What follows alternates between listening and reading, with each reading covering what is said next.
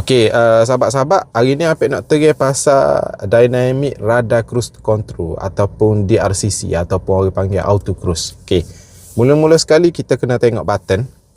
Okey, gapo button hak belah kanan?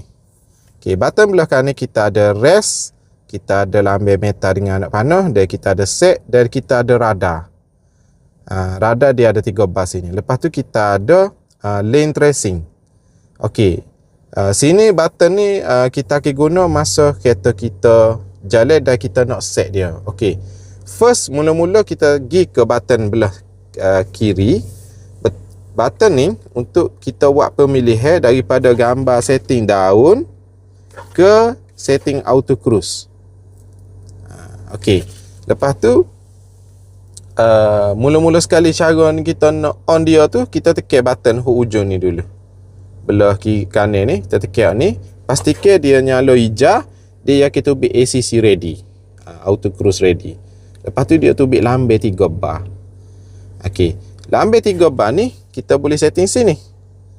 Nampak tak, daripada 3 bar jadi ke 2 bar, jadi 1 bar. Okey, 1 bar mewakili berapa kelajuan kereta kita. Kalau contoh kita bawa 100 km/jam, 1 bar mewakili lebih kurang dalam 10 meter.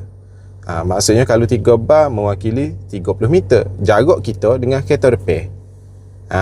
Lepas tu dia ada pula lane tracing. Lane tracing ni untuk dia kontrol kereta kita daripada tubik daripada lain. Okey. Step mula-mula kita on dah. Lepas tu kita on pula lane tracing, dia nyala hijau juga situ. Lepas tu untuk mula-mula ni kita set untuk 3 bar dulu.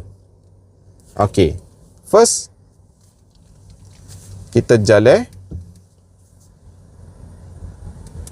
sampai di kelajuan 40 km/jam, baru kita lock dia punya kelajuan dengan kita tekan set. Okey, kita bawa sampai 40 km/jam. Okey, kita tekan set. Okey, di meter dah tubik 42 km.